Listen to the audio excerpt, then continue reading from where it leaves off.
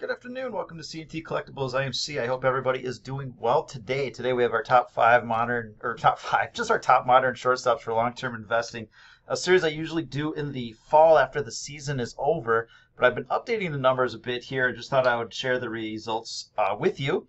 No one watched them last year, so this should be pretty new to everybody. So what we are looking for are players that you can buy and just hold and not have to worry about them over a long period of time. And so basically what that comes down to is, are you buying Hall of Famers? You can ignore the news flow and the day-to-day gyrations of the market and just buy a guy that's on a nice Hall of Fame track. And the way that we do that is we look for players that are putting up a certain amount of wins above replacement by a certain age. And really what that is, that's the starting point for any Hall of Fame conversation. Then you get into all sorts of awards and things of that nature. So what we try and identify is who are players that have an achievable wins above replacement for the balance of their career. And I run this out to roughly age 35, looking at a number of players. There's an immediate and precipitous drop-off at that age. Some players are a little bit earlier, some players are a little bit later, but on average, a lot of these players, their production just tails off by age 35.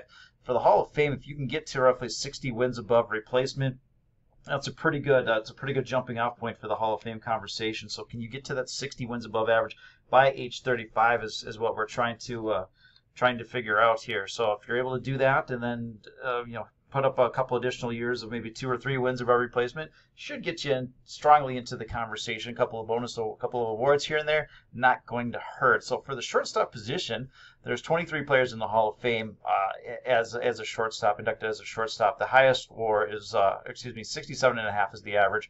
The highest WAR is 130, and that's Honus Wagner. The fewest is 23, and that is George Wright. And actually, technically, the fewest is 4, and that's Leo the Lip Durocher. And I think he went in as technically as a shortstop, but I think he was more of a manager. So 3,000 hit club, we've got 4 players: Jeter, Wagner, Ripken Jr., and Robin Yount. And the 500 home run club belongs to Ernie Banks, who's the sole member of that. So even if you come a little bit short on the WAR, then you need to start looking at the hits and 500 home runs. So the WAR, wins above replacement, is kind of a recent thing.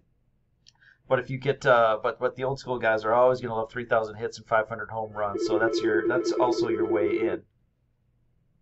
Solicitors always know when to call. I apologize. So let's get into the list here and see who are the modern players that are on some sort of Hall of Fame track. And we'll start off with Trevor Story. So he's 28 years old, 636 hits, 134 home runs. So his path to the kind of the automatic bids might be a little light at this point. He's accumulated 21 wins above replacement thus far in his career. So to get to that 60 wins above replacement by age 35, he needs to average about 5.5 over the balance of over the next 7 years. And so the last 3 years, he has averaged 5.6, 6.1, and 2.6 wins. So if you watched our best shortstops for the 2021 season, I covered Trevor Story yesterday and noted how he's become kind of a changed hitter over the last few years with fewer strikeouts and adding some average. And his first couple of years he had the home runs, but he's really kind of honed in on just being just a great hitter overall.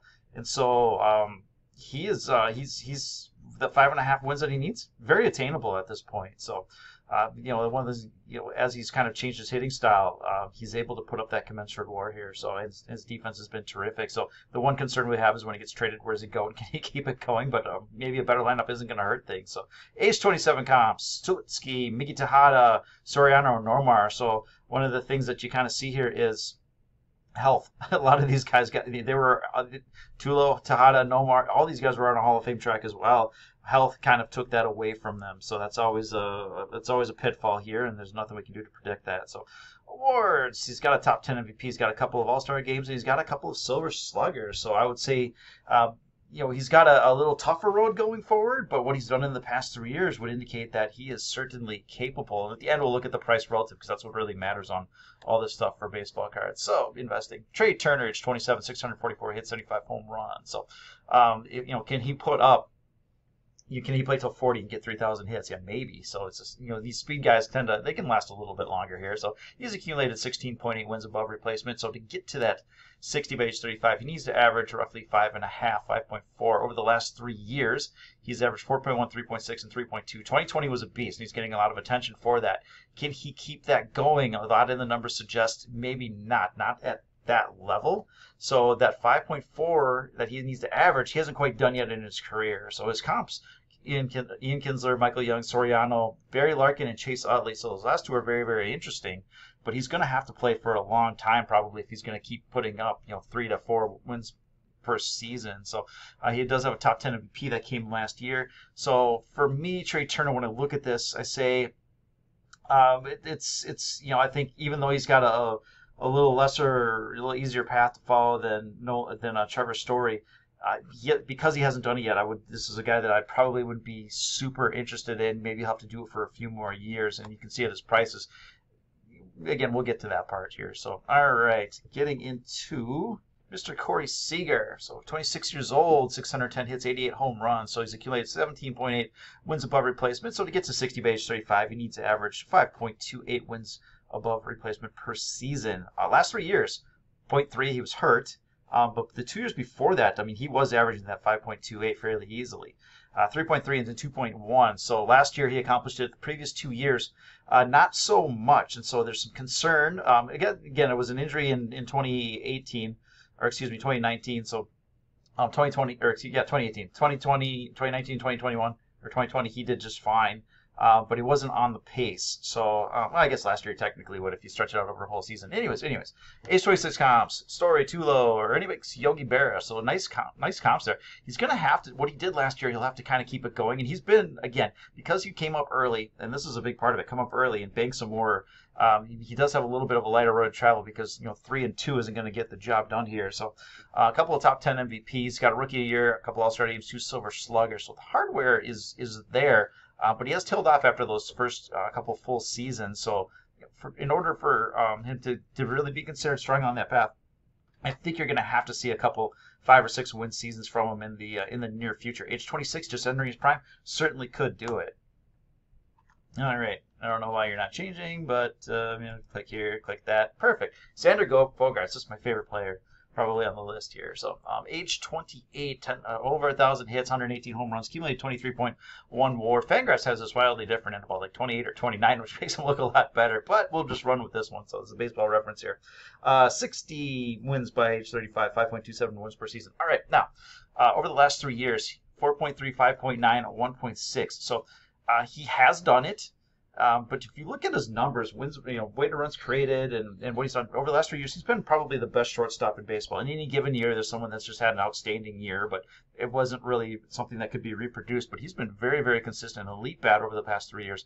Really like what he's doing. Bobby Doerr, Travis Jackson, Jimmy Rollins, Joe Cronin, Hanley Ramirez. So 3 of those guys are Hall of Famers. So really nice track here. And at 28, he's in his prime. So, can he start, keep doing 5 wins a year for the next few? And absolutely he can. So again, the sabermetric community, really regards him as the best shortstop in baseball. Well, readily conceding that that's Tatis's spot in a year or two if he keeps doing what he's doing. But firmly on some sort of path here. So he's got a top 10 MVP, a couple All-Star games, and 3 Silver Sluggers, Sluggers. I think we'll go with that one. So, all right, Gleyber Torres, 24 years old, 300 hits, 65 home runs. Now we're getting into speculation, guys. So again, when you're looking at wins above replacement by a certain time, coming up early is a huge benefit. You can come up at age 20, play for 15 years, and you only need to average 4 wins per season, which isn't, you might accumulate some Hall of Fame numbers, but it's not like you're going to be considered a Hall of Fame player because you've been All-Star level for a long time, but you just never really had that MVP level performance or anything like that. So he needs to average just under 5 wins per player by age 35. Again, this is mostly age. So the last 3 years he's had 3.5 WAR, 3 wins, and 0. So he hasn't really accomplished that 5-win season yet. So we'll see what he can do here. And the one thing I want to point out in this card here is if you are looking for a Gleyber Torres rookie card, look for that rookie card logo in the upper left. He's got a complete set version where the rookie card logo is in the right, and that is less desirable than the update version. So age 23 comp. So again, coming up young, he's got that part down. Producing, we're going to need to see that part from him here. And you'll see in the price relative how that kind of fits in. So Gary Carter, Tulowitzki, Corey Seager, Yogi Berra, and a couple of All-Star games. So not a bad start at all, but we need to see more out of him here. And the prices actually reflect that. All right, Bichette. again, another youngster, and he's benefiting because of his age. 98 hits, 16 home runs. He's accumulated 3.3 WAR, roughly what amounts to half a season or just a little bit more. So he needs to average 4.73 WAR per year, up to age 35. Not a lot of comps, no awards yet because he came in at some weird times here. So again, you're buying him for speculation because of his age, but I mean he looks legit. There's no question about it, and his price is kind of reflective of other 23-year-olds that haven't done anything. But again, price relative at the end, which we'll look at. Fernando Tatis Jr., age 22. And he's just been producing 168 hits and 39 home runs in the equivalent of just under a full season, which is insane. So basically a 7-win season. Yeah, that's an MVP level performance in his first year if you combine those first 2 years. So that leaves him needing just over 4 wins per season on average to age 35 to hit that 60.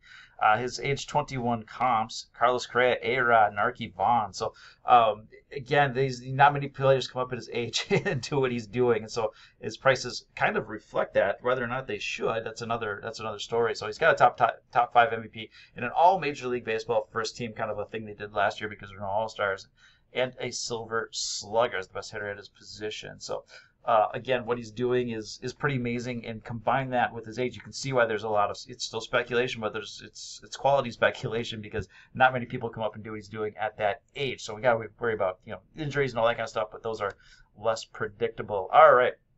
Francisco Lindor, 27 years old, about 900 hits, 138 home runs. Accumulated 28.8 wins above replacement, leaving with just under 4 needed on an annual basis up to age 35. So last 3 seasons, 7.8, 5.0. Last year was kind of a stinker, but he still was probably worth over 3 wins. And so for Francisco Lindor, this was the guy that I identified as the #1 guy last fall, and he's right there again. So he really is on that path. And he's just entering his prime. He's on the Mets. I mean, this could be a big deal here. So his prices also reflect that. So Tulo, Hanley, Torrey Ripken, Gary Carter, Ernie Banks, Jeter, Jose Ramirez. I mean, just pretty incredible names there. 3 top 10 MVPs, 4 All-Star games, 2 Gold Gloves, 2 Silver Sluggers. What he's doing is a definite Hall of Fame path, and if he's able to just keep doing what he's doing, doesn't even have to keep doing what he's doing. He can do it at a little bit lower level, needing just that 3.9 WAR. This is a Hall of Fame type player. So love it. Everything about Francisco Lindor, everything ticking all the boxes, looks great here. So all right, Carlos Correa, 26 years old, 26 wins above replacement. 60 by 35, 3.76, so slightly under Francisco Lindor. And again, he's a beneficiary of coming up at age 21 and producing. His first couple of seasons were really, really big. Exactly what you want out of an overall first pick. His last 3 have not been so good. 2.7 wins, 3.5, 1.6. So some injuries falling off a little bit. And so the speculation around him, let's just get to the price relative. I think that's where you put all this into context here. You can see that a lot of these players are kind of grouped together in terms of their wins by replacement, the track that they're on. So you can't price cards just based on their intrinsic value. There's no cash flow. You can't. Well, you might be able to actually grind them up in a blender and sell the pulp. There's some value to that, I suppose. But it's all about what people are willing to pay, and I think people kind of see players on a different track, and this is how they group them, whether they realize it or not. So I just try and put it down on paper or digital ink and make some sense of it. So you have the players that are between 26 and 28 years old on some sort of track, and you can see that their prices are relatively similar. So Trevor Story, the update, there aren't that many of them out there, so they really kind of go nuts here. But you can see relative to these other players, this is where it should be at. And I would compare him most to Xander Bogaerts. So I'm a little disappointed to see this price because he's been around that $60 range forever. And so when I was picking up, I was really hoping to throw that price in here and say, you know what, this is an outstanding value, do it. But the last couple of sales have been in that $150 range. Now, because it's only been a couple of sales and I haven't seen his cards come up a ton, if we had a chart of it, would say maybe that's a low volume move, and so maybe you can wait and get a better price. But this is a pretty fair price for Xander Bogaerts. If everybody else is holding these prices, that's a good number here. We know that Trey Turner and Corey Seager have a couple of issues here. So Trey Turner appropriately priced. Corey Seager, I think there's a lot of recency bias in there. So Story and Zhang and Bogaerts are the ones I like the most. And if you're able to get him closer to that 150 range, 150 or 60, then I think that's a buy. I wouldn't do that price. That's a little too much. But something in between, something closer to that would be realistic. All right, the next 3 guys are speculation.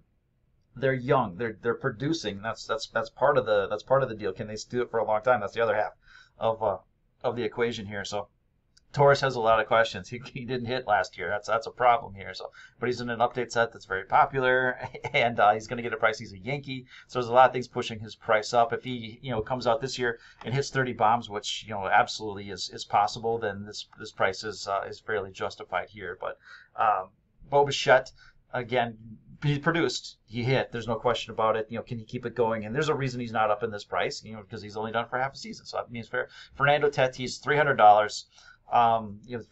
Is he the face of baseball? The next great thing. He's going to have to be. He's going to have to be a top 5 player to support that price here. And that might be too much, but there's a lot of buying in this area. So a lot of people are willing to pay that. So if you're waiting for something like this, you might be waiting a long time. Could happen if he gets hurt. He got hurt a couple of years ago, and if that happens again, you see something like this. But as of now, watch our market show tomorrow. We'll kind of take a look at what he's doing here. But as of now, that's the price, and a lot of people believe that's the price. It's been even a little bit higher. And then you get into the guys here where they are. These are your well on the track guys. Carlos Correa is benefiting hugely from putting up a couple of nice seasons very, very early.